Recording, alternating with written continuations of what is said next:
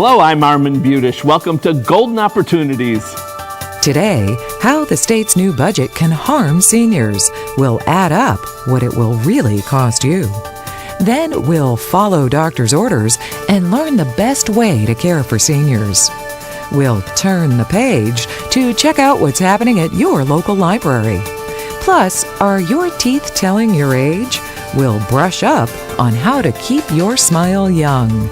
And do you know where your Social Security card is? It's time to get GOing, so pull up a chair and join us at our kitchen table for Golden Opportunities.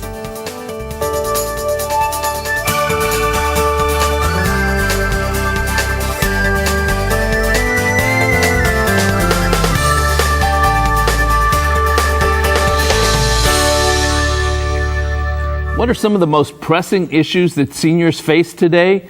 What are the worries that keep us up at night? Recently, I had the opportunity to find out exactly what was on the minds of an audience at Lakeland Community College. I was invited to participate in a discussion with David Schell, the executive director of Breckenridge Village, a not-for-profit retirement community in Willoughby. And David's here with us today. Thanks for joining us. It's nice to be with you, Armand. David, we had a great time at Lakeland the other night, and why don't you first explain how the audience was able to actually get involved, which was really unique. It was wonderful. Dr. Morris Beveridge, the president of Lakeland Community College, actually moderated the program, and we used their system called the Turning Point Response System.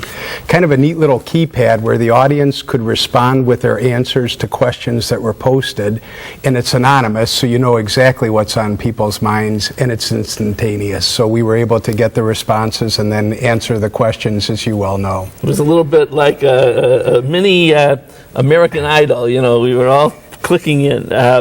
And what kind of people, who was in the audience, do you know? Well, all of the individuals were individuals that we had invited just randomly that knew of Breckenridge Village, 65 years and older, and we had over 125 folks in the audience. Huge crowd. So what were some of the, why don't you tell our audience, what were some of the big concerns that the audience expressed? Well, obviously, we had asked the audience beforehand what was first and foremost on their mind. So we had a little bit of an idea, and certainly we were talking about the state budget, the concerns about where the general economy is, what's occurring as far as changes in Medicare, Medicaid, Social Security, all of the things that are, I think, really weighing on individuals' minds. It was interesting. A number of people indicated that they thought that they had prepared adequately for their later years, and now they were maybe we're really not ready. A lot more concerned. Actually, that response to that question was 50% said that they thought that they were prepared at one time and now not quite so sure, and 23% said,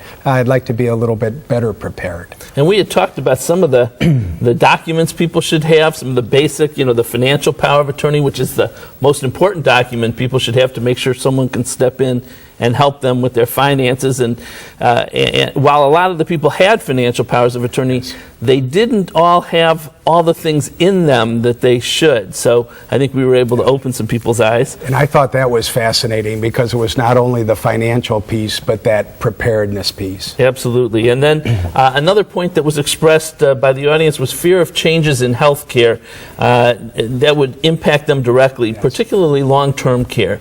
Do you want to comment on that? Absolutely. I think the concerns, particularly with the state budget and Medicaid, were first and foremost on people's minds. And so planning and talking about that preparedness, doing a little bit of research in the beginning, so important, but a lot of questions on folks' minds. And people asked a lot about the costs of nursing home care, home health care, how they compared, and you actually made some comments about that. One of the questions, as you know, is we asked the question, what is one of your concerns, and they said the cost of nursing home. And we shared that many times individuals think that at one time in their life they can do an awful lot of things, but they may not be able to do that in the future.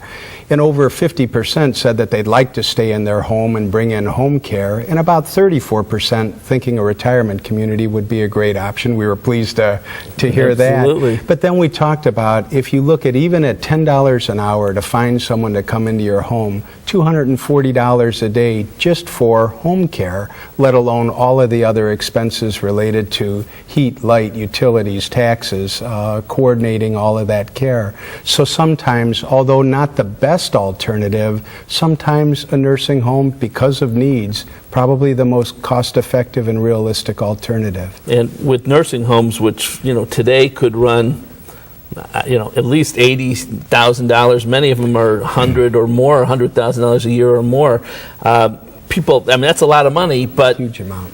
When you look at home care for the same 24-hour-a-day care, I know some people are paying a whole lot more than that, double and a half. You could not manage it, and it's probably not realistic to think that there's family support in individuals or themselves that could do that. Not for a lot of families. No. David, thank you very much, and thanks for a great program, too. It was good to have you. Older adults have a lot on their minds, and we need to listen and to respond. My thanks to David Schell for his great help, and if you'd like a free copy of David's booklet, which we're showing on the screen, Thoughts on Retirement, it has some excellent information. Just call the number that's coming up next. For more information, call Breckenridge Village at 440-942-4342 or visit their website, www.breckenridgeohio.org. Next, healthcare for the senior set.